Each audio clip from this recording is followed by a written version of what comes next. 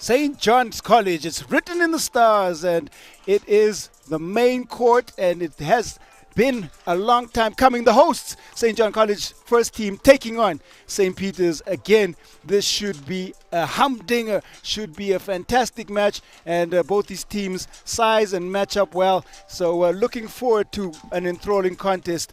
St. John's College, of course, making it all the way to the finals in the last rendition of this tournament. This is the 15th edition of the St. John's College tournament. St. Peter's, an up-and-coming program in the Johannesburg basketball arena. I'm Quentin Denason, and I'm joined by Clem and Cock. And Clem, looking forward to what should be a good game. St. John's looking fit and athletic, and the program continues to grow from strength to strength. I mean, the high school basketball scene has suffered a little bit because of the pandemic, like everything has, but the team's looking good. So St. John's has an advantage at this stage because they've been playing, they've been active, obviously observing COVID protocols during their tournaments that they've been playing. So they've been playing and they've been practicing the whole time as if there's tournaments every week. So they're in good shape. We had the opportunity to see them play a few weeks ago, and they also took a tournament in Randburg that was hosted by Vikings. But yeah, they're in good shape at the moment. And St. Peter's on the other end, I don't think they've seen too much basketball in the last 9 months, and it could be a problem for them. Tournament conditions are always tough because of the amount of games and exposure to the environment. So traditionally, this would be a blowout, but St. Peter's has steadily improved over the years.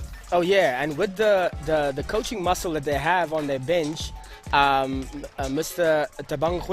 Coach Tabang Khwedi, that will also give them some experience on that end where they can tap into his understanding and his knowledge of the game for them. So it's going to be an interesting matchup for St. Peter's as well as for St. John's.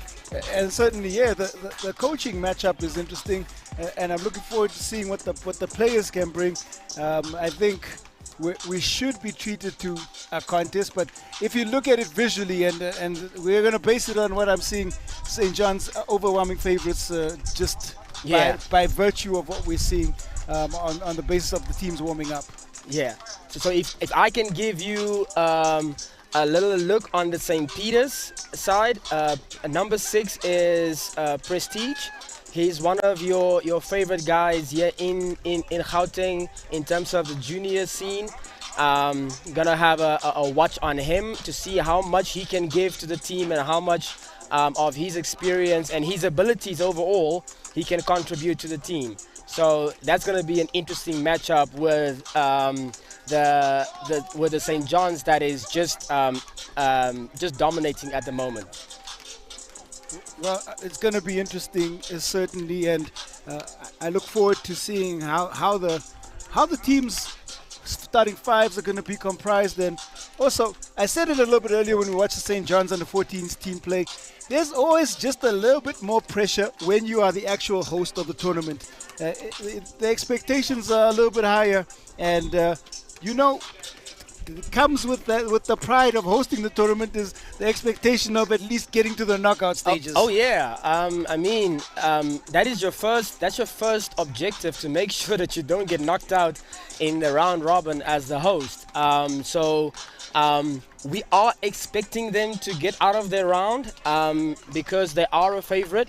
So that is not something that we are too worried about at the moment. If they don't get out of the round, then it would be something else, but we don't worry much about that. In terms of them moving forward within the playoff stages, that is going to be another case. That is going to be up to what they are doing the next 2 or 3 days before the final day. Well, I'm fortunate because next to me is a basketball resource who understands both the high school and university environment. And come on, man. Let's talk about the tournament structures. Like when you look at it, strength for strength, this is a pretty competitive tournament, and it's grown from strength to strength over the years. It's nice that they've been able to get these sort of numbers based on all the stuff that's happening in the world. In an ideal world, this would probably be a little bit bigger. With Oh yeah, so the groups are now 16 teams. Out of the groups, the total teams for the under 19s are 16 teams. Last year they had about I think about 6 or 8 teams in just one group, and that made it very tough. Which they had a process to qualify to the top 16 and then all the way to the final. So this year they only have 16 teams overall, which is 4 teams in the group. And that makes the matchup a little bit tougher for somebody to get out, because now you have to be the top. You have to try to fight for that top 2 spot within your group.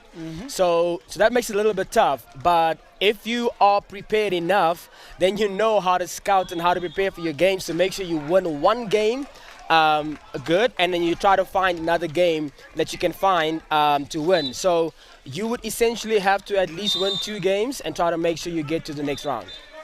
So pre-tournament favorites, I think, come from down in Durban, along with the hosts themselves, and I think outside PB Pretoria boys, as well, along with Soweto Academy. That's what I've seen, just a little bit of.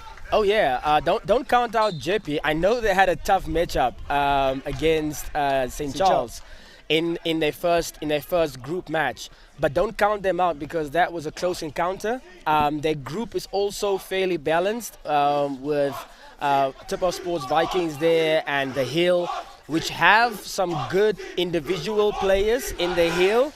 The only difference is if they can put that together as a team. So you can't count teams like JP out, and then we will see. We'll see how the group progresses from there. Well, you spoke about it earlier, and both these teams actually have some exciting coaching resources on their bench. Coach Ngoza Mazarura knows a lot about a lot and has been a part of the St. John's environment for a long time, and she's no stranger to organizing tournament coaching and doing all of the 10 million things. And Coach Thabang Kgwedi has also he's migrated from different programs and now brings his expertise to St. Peter's. And it's going to be lovely to see what sort of impact he has. He's coached at university level. He's also coached at provincial level, and now he brings that coaching resource along with his playing experience. Former teammate of mine back in the day. So in the national team, for those who don't know. Oh yeah, in the national team, we played alongside each other for many years. So he's a very skilled individual player and a very knowledgeable coach. So a fun fact, Q, before the game tips off, Coach Thabang Kgwedi led the team that he's coaching against in 2020 to the final. Yes, he did. Alongside Coach Mazarura. So if we had a whole media team around us, we could have put together some serious storylines about this matchup, because Coach Mazarura was the assistant coach to Thabang Kgwedi, and Coach Kgwedi was the head coach of the St. John's team last year that led them to the final. They came a little bit short in the final, but he helped the program, helped the team to get to the final. Now he's coaching against them. They weren't even expected to get out of the semi-finals because the pre-tournament favorites were St. Stithians in that tournament. So it was a lot of fun. I was out there. I enjoyed it. I know. So that was definitely not expected because of where they were coming from and them rebuilding their team and everything. But they definitely surprised everybody. Well, we're finally just about ready to get this contest underway. Enough talking. It's the business time. Dumbu, the large figure, number 18, I think is going to be one of their primary sources of offense. And we are underway. Tip won by St. John's. We have Daniel Wolfenden.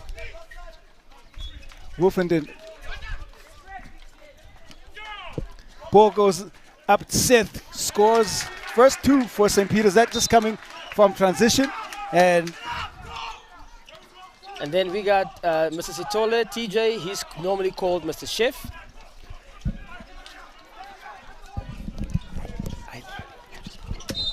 Ball up, Dumbu, and Dumbu will draw the first foul, get himself to that free throw line.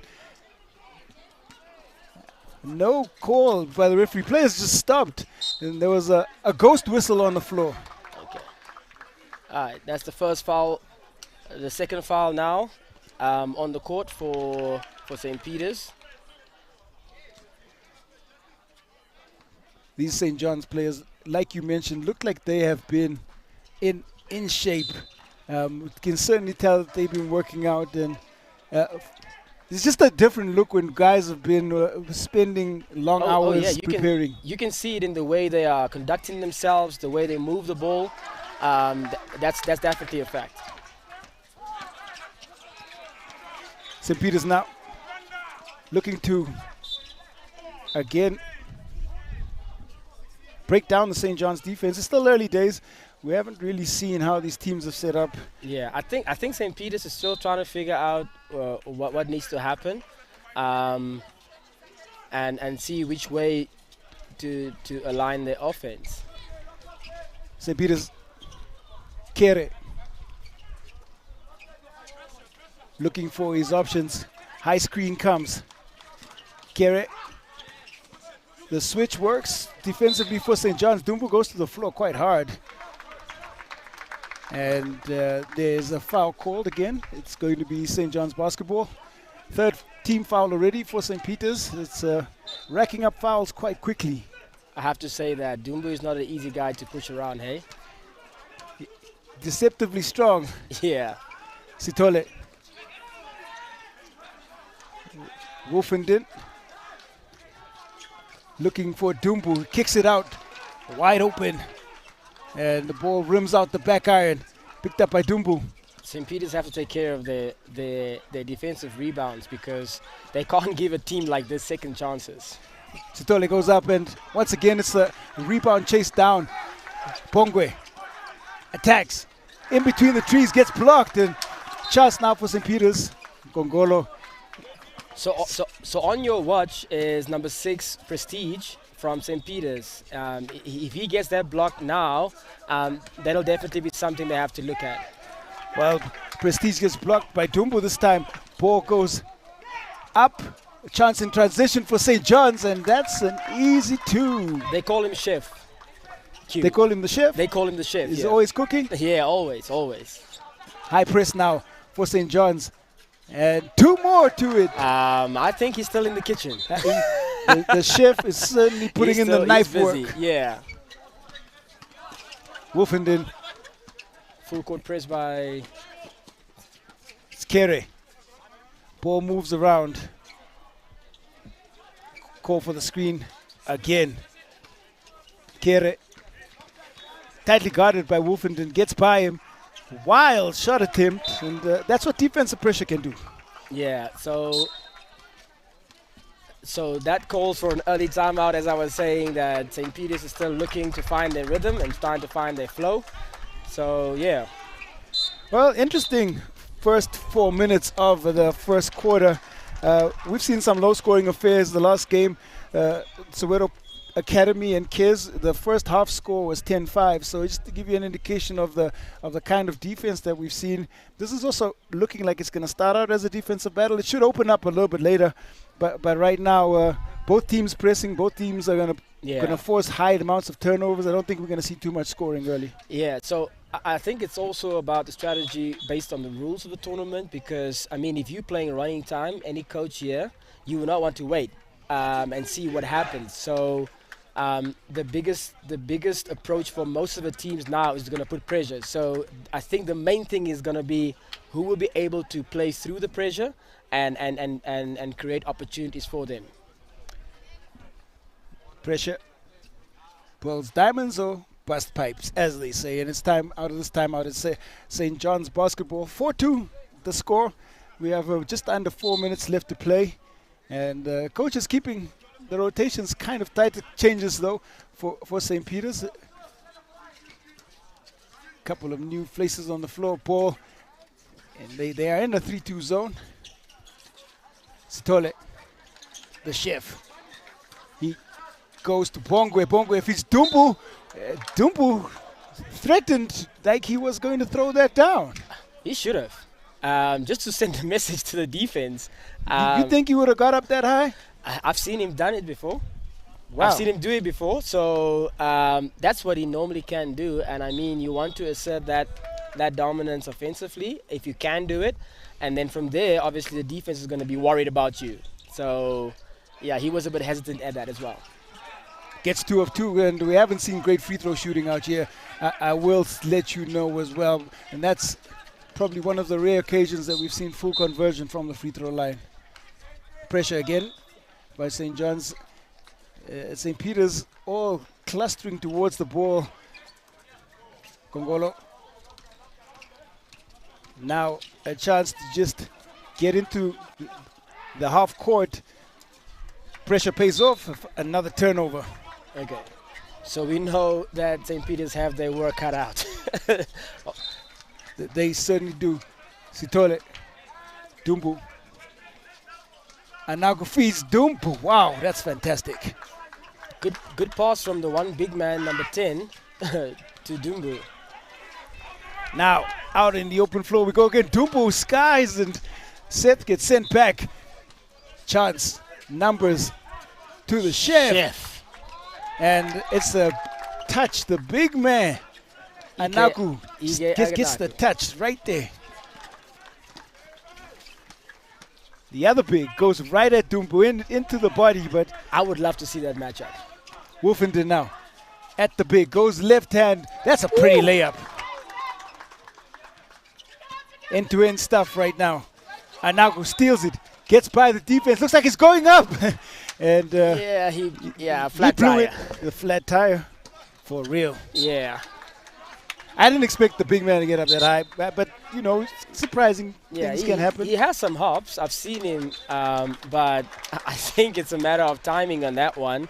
But I mean, look on that rebound. Anagu right there. Right there. But he didn't get above the rim on that. I just double checked it, so I just thought I'd mention that. Touched is in, but it's a timeout called on the floor. And here we go, a little bit more. This is that great sequence of play where Dumbu, just off movement and understanding, in the right place at the right time, gets the 2. And Wolfenden showing us that his left hand works just as well as his right. Interesting enough, Chef and Daniel Wolfenden, they both have a pretty good layup package. I mean, they would be able to fill up a whole timeout. If you take at the end of maybe today or tomorrow, the amount of ways they can score at the rim, they have a pretty good layup package for as guards for St. John's. Well, something we'll keep an eye out for. Certainly getting high usage from their coaching staff, and more changes for St. Peter's, who are trying to find the combination that can help unlock here. The lead has ballooned to 10. It's Miso.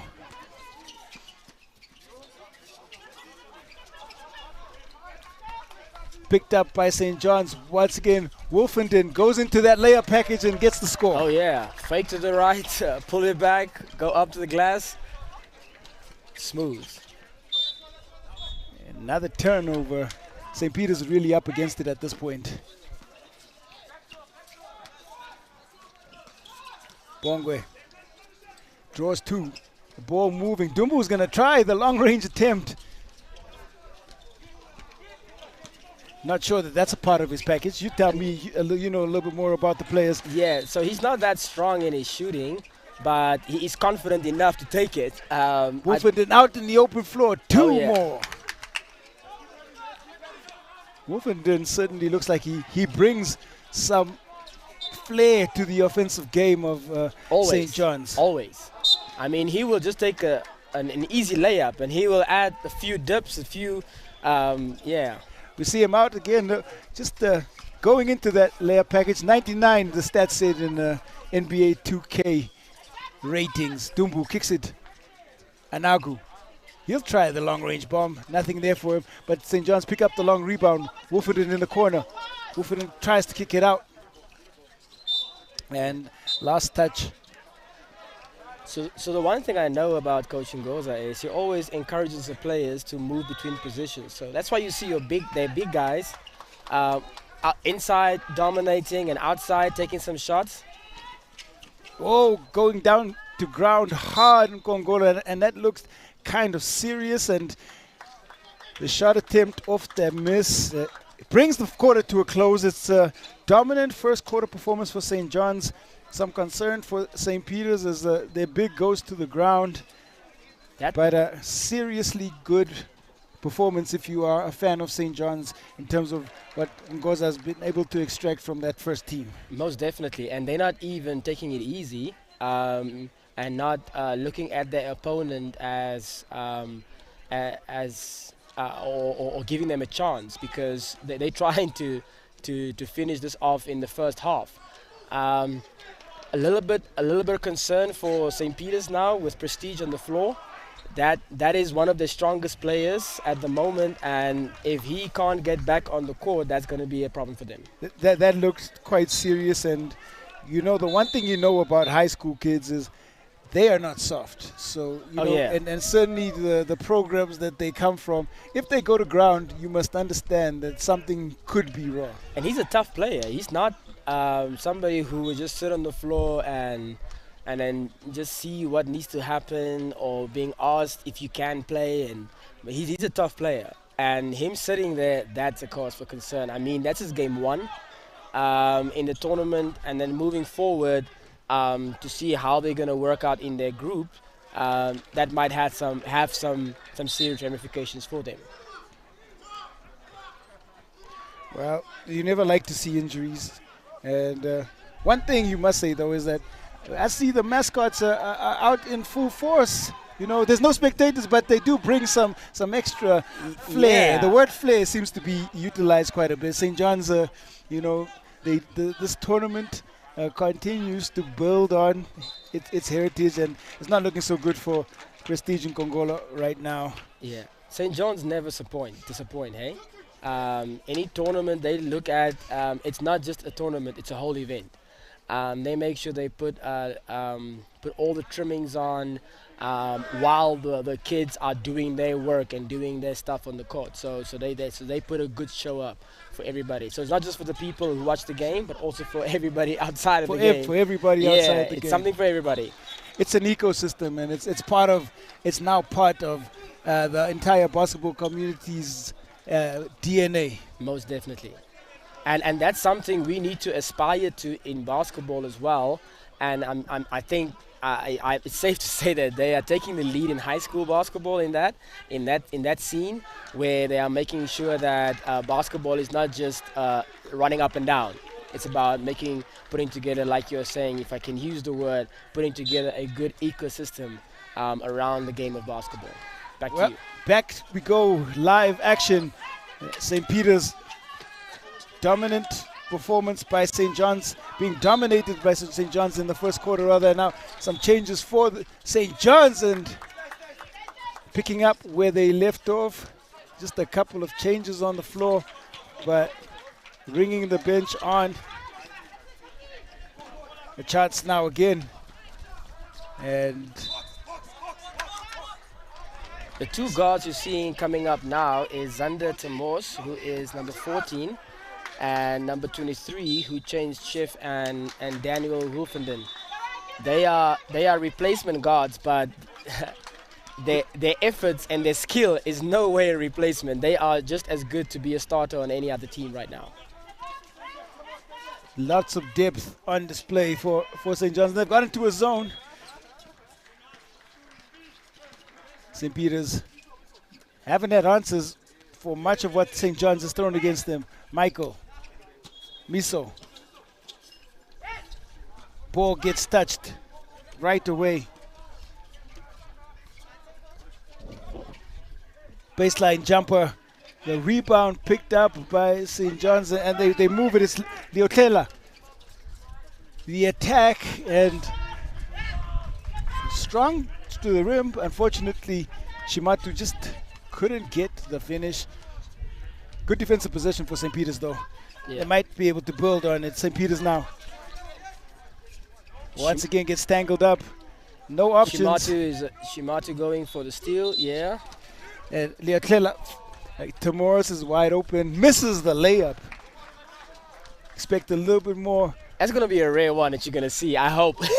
Otherwise, my credibility is on the line. It's called the commentator's curse. You'll learn about it well. Oh, yeah. Kere. High screen. Feeds Mizo. Gets a touch on it, Leotlela. And quick feed. There's a timeout called, and Goza Mazarura has decided that she just wants to have a chat with the team that's taken to the court here in the second quarter rather.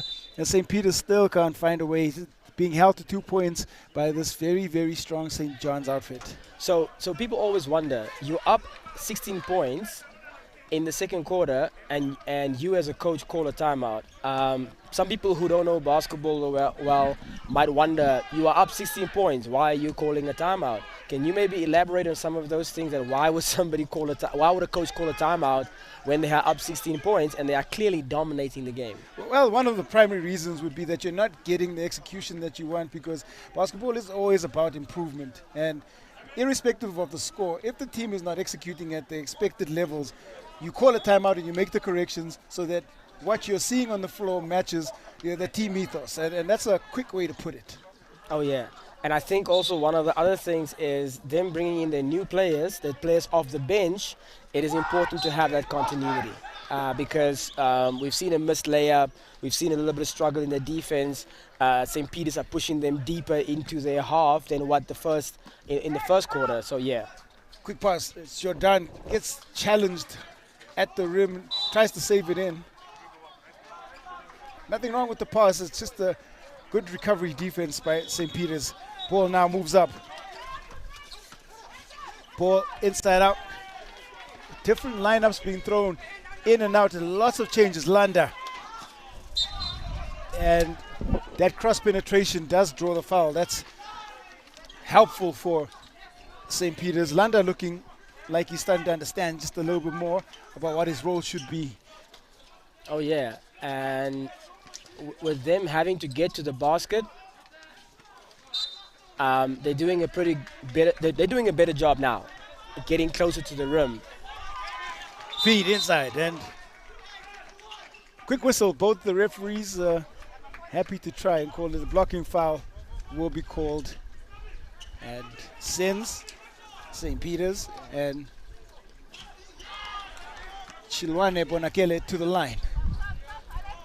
So I would say the good thing for St. Peter's right now is if you can get St. John's into a position where you stop the game, or you get to their paint and you attack and you put the ball on the rim, whether you make it or you miss it, then you are looking better, because you also want to look into making sure that you don't just end at the halfway line.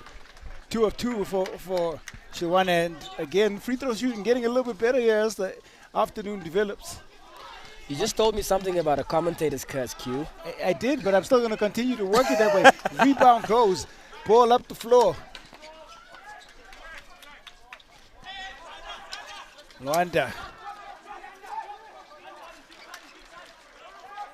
looking for that backdoor cut. A little bit more control now. Bonakele. Landa. High screen comes. Miso called for the screen. Gets tangled up. Morris comes away with it. Loses it. And now a chance again. Showing some deft footwork. Chilwane, but can't finish it. Morris on the rebound. The quality of finishing certainly has diminished quite a bit here in the second half by both teams. Yeah. Substitutions coming in. 5 off, 5 on for. So they were given a chance with a timeout. Clearly didn't do what the coach expected. Now we're going back to what was working. Wolfenden and the entire 5 back in. Only person not in that we saw a little bit earlier is Dumbu, who took a break. And Malchas gets the score.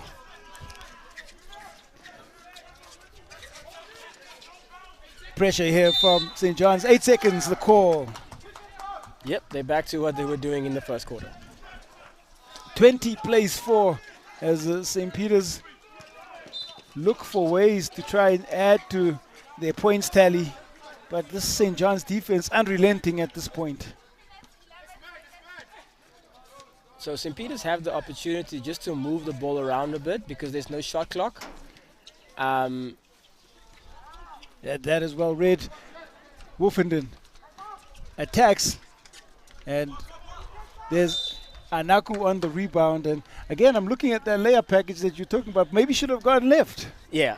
And he can definitely do that. We saw it a little bit earlier. Yeah, I think it's just a matter of him running out of options in mid-air. But body positioning also suggests that he should have gone left. He attacked it like he was going to do a left-hand layup, and then decided to switch it in the air. And that's indecisiveness sometimes can cost you. Yeah. Anaku gets that one to fall. The free throws keep coming, Q. They do, and the ball is stolen. Up and in. Malchas, second bucket for him off the bench. Also known as Gas. He's the energy guy in that team. Well, St. Peter's, they could use an energy guy. Whoa! Deft touch. Right on cue. Number 15 bringing it for you. Daniel Bodica, and just as quickly as we talk about it, Bongwe answers that Bodica hook shot. I'm telling you, Sazi, number 17, Sazi Bongwe, he has no stop. If he gets the ball, you need to put up a wall in front of him. Otherwise, he's not going to stop getting to the basket. Very impressive so far, this team. And we have a look again at the layup and the finish there. Bongwe is just really attacking hard. Wolfenden. Anagu. Yes. He turns and nothing for him on that one. He gets his own back. He does get it back, and there's a jump ball called. 25 plays 6 here. Time starting to run out. Wolfenden feeds. The shot goes up. The follow by Malchas. Nothing there. And the game clock brings an end to the second quarter. And St. John's take a commanding lead into the half. For St. Peter's, they've got a lot of work to do to break down this defense. St. John's will be happy with the outputs they've gotten. We've seen some interesting changes from Coach Ngoza Mazarura. But at halftime, it is St. John's 25, St. Peter's 6.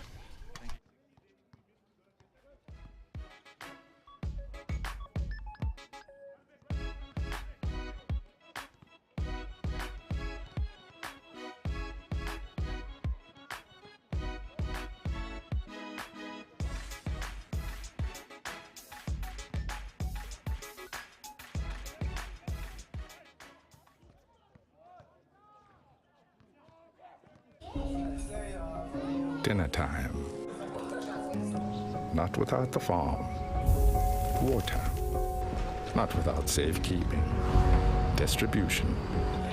Not without the wholesaler, the retailer, or the bank that backs them all. Dinner time. Not without business. Standard Bank. It can be.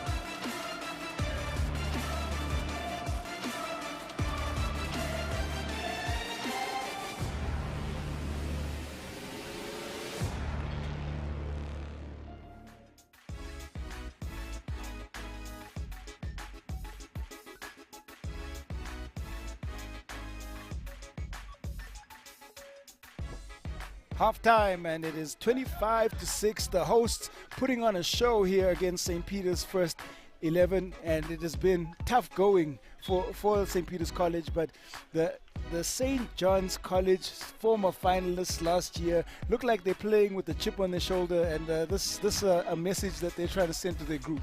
So they here to set out the tone. They want everybody to know that, listen, we were the finalists last year, and we're not here to just fool around. We're here to get back to where we were. We don't want to end anywhere lower than where we ended up last year. And what they're showing us is really good, even with their rotations from both the coaching staff as well as the players, which is pretty good. Well, if you're Coach Tabankwedi, there's a lot of work to do, but I think he's found a nice little addition in Chilwane, who's come in, wears number 18. His big build belies his ability. He's got some good footwork. He plays with intensity, and he's definitely added some value since he's been on the floor for St. Peter's.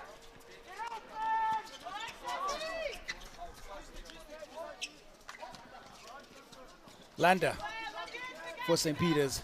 Inside, looking for the big ball thrown away. Anaku kicks it and can't recover it. So I think either way, the call goes the right way. Yeah, St. Peter's scored a break there. Landa attacking in between the trees and ran into trouble right away. Both the bigs got their hands on that ball. Out to Wolfenden. Wolfenden looking, goes up strong. Layup package back. Yeah, he can finish in a multitude of ways. And he got up quite high on the layup. Yeah. He looked at the defense, went at Assist. an angle and hung up there. I think he made a few phone calls even while he was there. Tumbu for St. John's says he's back on the floor. So St. John's is always going to clear up the glass. And St. Peter's need to do that to make sure that they keep them at least away from that. First look at Dryston, who pulls up. Anaku, the rebound. Out to the chef. And the chef is in the kitchen once again. Yeah, I think he just started the microwave now. That was a quick one. You don't run out of analogies. I love it. I'll try to keep them coming. Timeout called on the floor. 31-6, and not the ideal start for St. Peter's, just out of the half.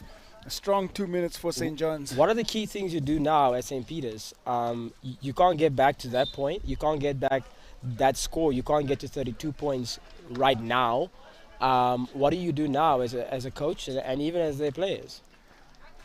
Basketball is an eternal lesson, and they say you learn more from a loss than you do from a win. So this is a good teaching moment. You don't talk about teaching moments. That's also the buzzword. But for Coach Tabankwedi, you go incrementally. If we can get two possession by possession, if we can get a couple of stops, let's try and turn those stops into scores. And if we can get a couple more stops, maybe we can make inroads into lead. But we have to control the possession. They're pressuring us. Let's take more time off the clock. I'd rather we lose 32 to 8 of us actually holding the ball and keeping the possession going. So you're saying you're not going to probably win this game, but get better for the next game. That's the plan. Yeah, because it's pointless to try to climb over a mountain instead of getting at least a few gains.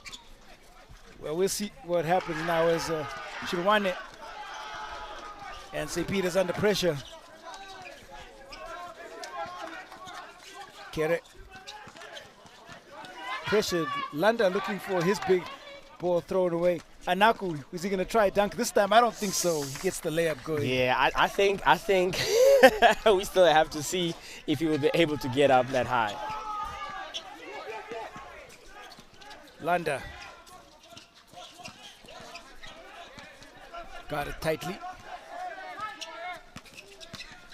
Dryston sets the screen on Kerry. Inside we go. Now the chance for Chilwane. Looking for it. Dryston. Floater. Counted. So if I can add a few, St. Peter's have scored almost every second or third time they get to the basket. The only difference is St. John's is not allowing them. Sure enough, and that is a fantastic score by Anagu. Falling to the ground, puts it up and goes glass and gets the additional 2 and a chance for the and one play. So interesting thing, every time St. Peter's scores a basket, within less than 3 to 4 seconds, St. John's just erases that basket. And that's something they need to think and work around or work on. They've got to continue to work on the defensive side of the floor. I think there's just too much focus on the offensive side at this point for St. Peter's.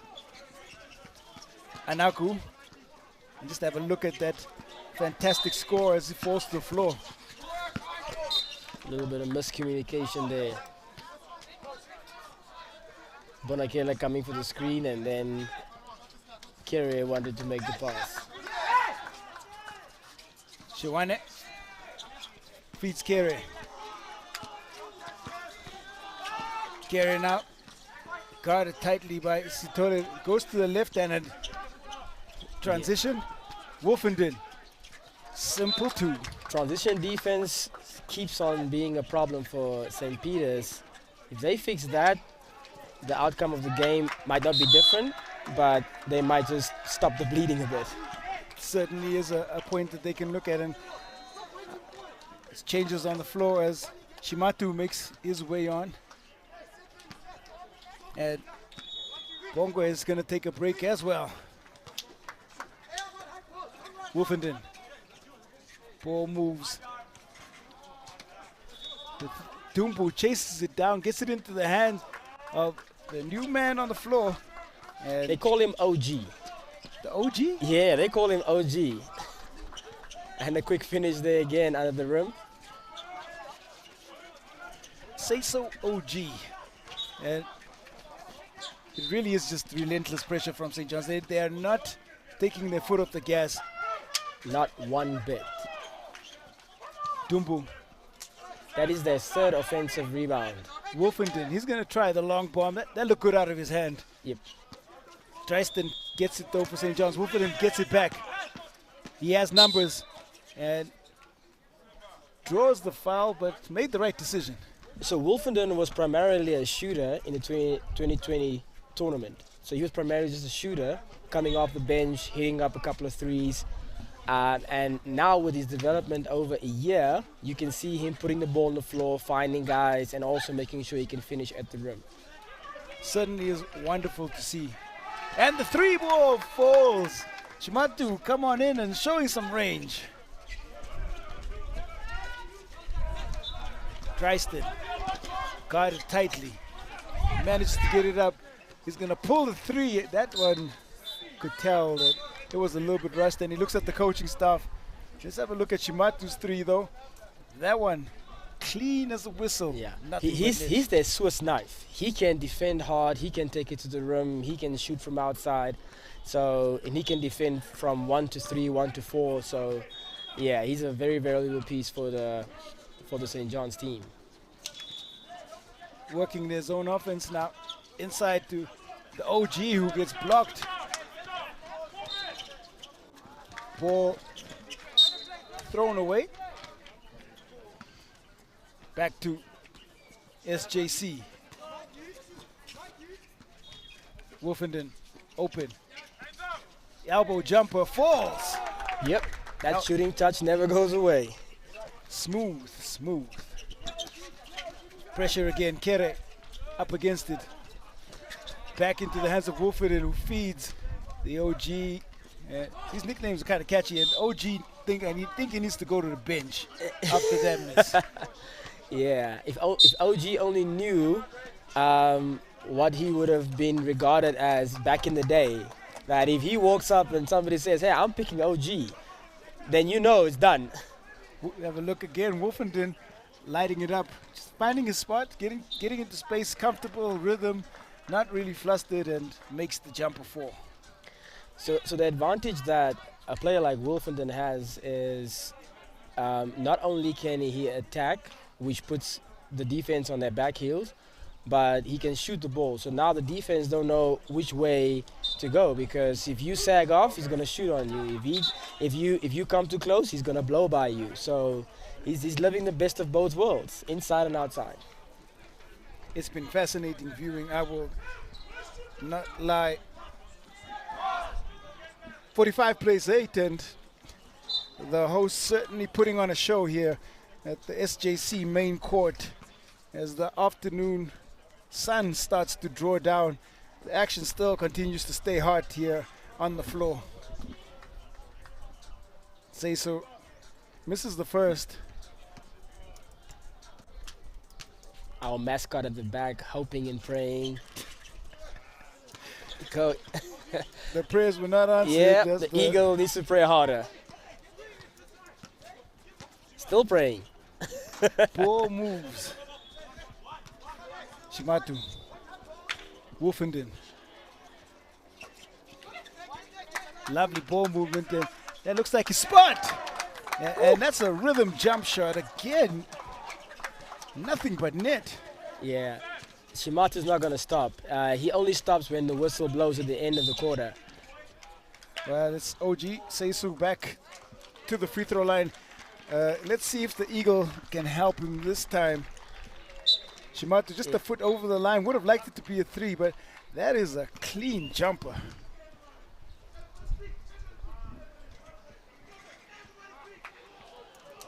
In and out this time. Mr. Eagle, I think he's kind of giving up praying, but yeah, he's still hoping and praying. Back into the hands of Seisu, who's... Seth is doing a pretty good job stopping OG in the paint. This is the second block that he has recorded on OG.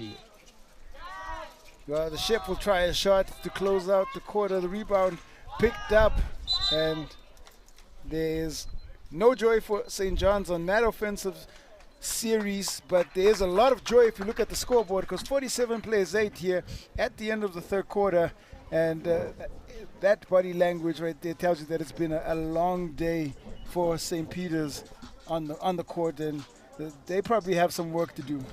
What is an acceptable point to get a number of points to get blown out? I mean, they're 39 points down for St. Peter's now. Is there ever an acceptable amount of points to get blown out by? I really think you should answer your own question. I will not ask why you think I should be able to answer that question. There is no acceptable amount. The only point is, if your team starts giving up, yeah, that is where you need to start worrying, because the fundamental principles in any team is that you continue to fight through adversity, and you got to find ways to keep yourself engaged in the game and look for the lessons. You're not going to be better than everybody. There are going to be some games that you get blown out, but it's what you take from the blowouts that are the most important lessons, and that's courtesy of Coach Q. Thank you. Appreciate that. I'm still looking for some of the adjustments from St. Peter's. Besides the rotations of bringing in the players, I appreciate that when you have new players coming in. Yeah, we haven't seen them really try and throw different spacings at the press defense, breaker. trying to put a couple of guys up in the front court or back court. Well, it's the fourth and final quarter. Shimatu. Morris back on. They keep on running that play to find Shimatu in the corner. St. Peter's have made the adjustments now, and they are trying to get out to him. But it means that there will be a little bit more space for Morris to drive in, as he tried on that one. Morris pressuring high. St. Peter's do get it across the half court, courtesy of Kere. Our first look now at Seba, who's on the floor. I think this has been one of the few possessions in the second half that St. Peter's actually had a good look and moving the ball, getting it over the half. Fast break, and that is a fantastic finish there. Liotlela draws the contact, and if I was the coaching staff, I just have a look quickly again at the left, gets ahead of the defender, contact, and picture perfect. I was about to say try to keep it under 50 in terms of a number. So you do have a number. Just as a goal. You have to fight for some things. The number would be 50 at this stage. Yeah, I agree, because you must have a sense of pride as a team, whether it's you're 40 or 50, or say, no, they're not going to beat us by 100, or they're not going to get to 100. There must be a sense of pride in terms of stopping them at some point. I will tell you some stories about South African basketball. Yeah. you know what? We shared one of these, but Universiad, my first Universiad, which is the World Student Games, converted there by Shimatu.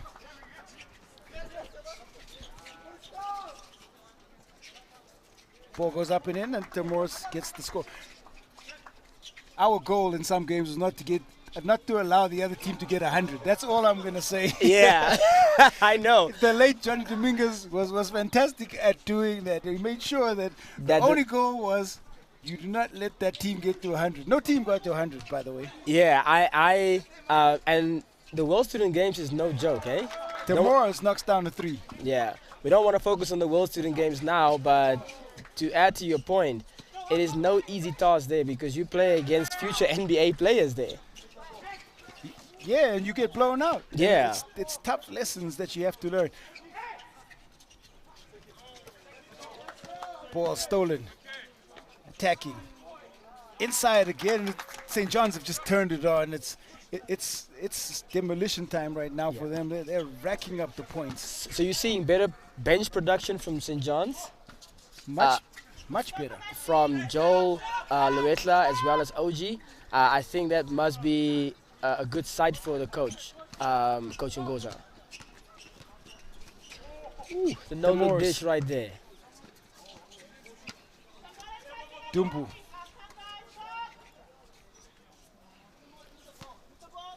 Looking for their options against this St. Peter's zone now. Shimatu feeds Dumbu. That's a great pass. Good recognition by Shimatu in a wide open zone to find his big in a favorable position.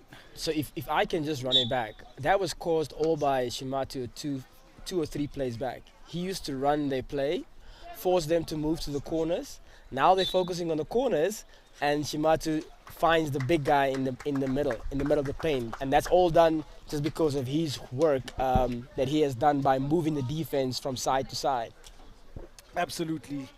57 plays 8, and St. John's College making sure that they make a statement with their first game. It's going to be quite interesting to see how they develop it in the rest of the tournament.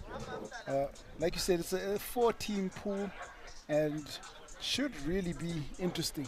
Yeah, I would maybe look at who would be the toughest contender for St. John's in this group, because at this stage, obviously St. Peter's is now down 49 points, and there's no way of them coming back from that or even slowing them down.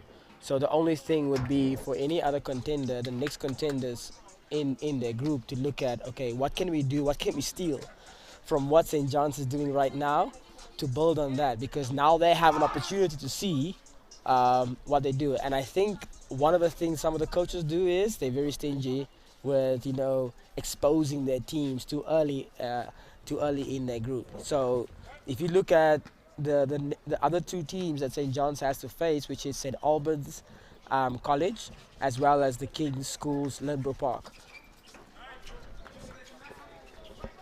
Sabitas get it across the halfway line. 3 minutes remain in this impressive St. John's performance. Ball stolen. Leotlela up the floor, goes left hand, misses that one. Now Seth feeds. The guard is chased down again. Shot goes up and scored to take them over 10. That's encouraging. Makoro. That is a good sight for St. Peter's. Getting to double digits is always good. Shot short. The rebound. That's the third block that Seth has on OG right now. Morris does a job there on Mufeki, just does enough to distract him. Substitutions, Dumbu probably done for the afternoon. But in this game, we won't see him again. Seth steps through. Rebound and score for St. Peter's, coming alive just a little bit.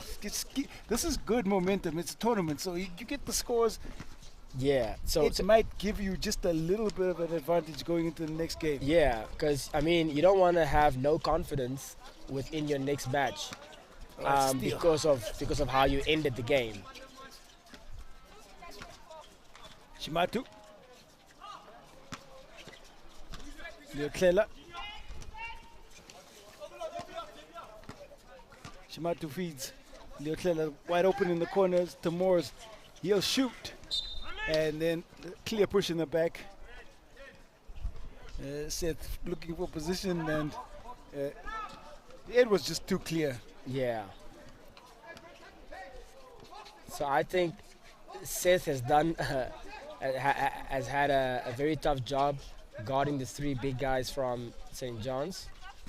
And sometimes it just gets too much. And you want to just stop them by fouling them. It's been a tough afternoon. Yeah. Get it. Some good hard hustle. St. John's not taking their foot off the gas. To Moore's forced to the floor. 2 more to the total. So you will be surprised if I tell you the guy who was hustling on the floor now, his name is Tuffy.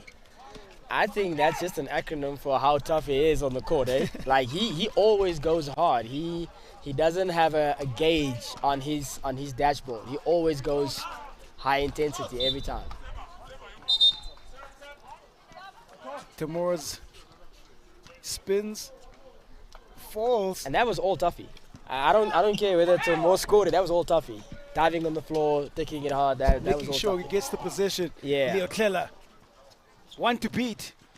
Can't finish it and gets it right back. He's going to go up and forces the foul.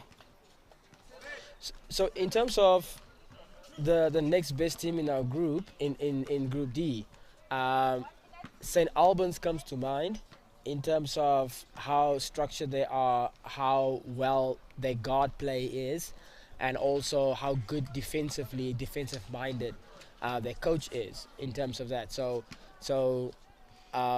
you would probably think that the next tough matchup, or the tough matchup for St. John's would be St. Albans, and that would be a game to watch.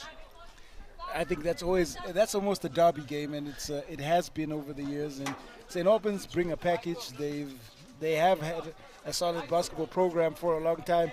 I think it should be a great game. Yeah, Coach Victor Fowder, who is the head coach of St. Albans, he's been there for so many years. He's been there for so many years, and he's done so much good work with their guard development. Yeah, so that will be a great matchup to look at. Pressure still unrelenting. St. Peter's throw it away. Yeah. Chance now. Sitole almost loses it that time. The Moors. Bufeki just a little bit overzealous again, and that's where basketball IQ also factors in. There is a timeout called on the floor, but unnecessary given the game context. And much as you want to reward effort, you also want to reward smarts. Yeah. So obviously St. John's is looking for a game-ending play to see what they can run, what their guys can focus on. And that's purely just a coaching call. That has nothing to do with what is happening on the game. Yep. Nothing to do with the score. Nothing to do with even with the opposing team. It is just about saying, hey, we want to do one or two things. Let's see how we close the game out in terms of what we want to achieve as a team. So yeah, coaching smart, and sometimes you don't just coach for the game right now. Sometimes you coach for two games later or the next game, especially when you know, okay, we're basically done with this one here. So I mean, there's two different psychologies that we can go into, but let's see what St. John's have come up with out of the timeout. okay, Baseline jumper doesn't go. Rebound picked up now. St. Peter's. Becky pushes it up. Demore's looking for the charge. no call there. Nothing there for either team. St. John's, the chef. Gets Man, the I air thought, one call. I thought cooking was done. I thought we got 20 seconds left. That was showing his knife skills. Yeah, no, he's just slicing up their defense, whether it's on. Right up and down the floor, and you see him right there, the deft touch, slicing it with the right hand, Yeah, and adding the finishing touches to what has been a very good performance by the host team. yeah. As the game comes to a close, Leo Clela, another 2.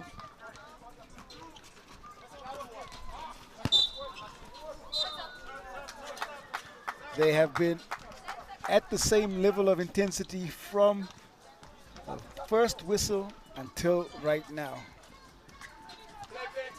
so that tells you a lot about their mentality and what they're here to do. Game clock winding down. The chef will try to close out with the 3, but nothing falling. But everything else pretty much did for St. John's as they put on a really strong performance, and make sure that you are aware that they were in the finals last year, and in this 15th edition they certainly have staked the claim as one of the tournament favorites. At full time it is St. John's 64, St. Peter's 12. Yeah, so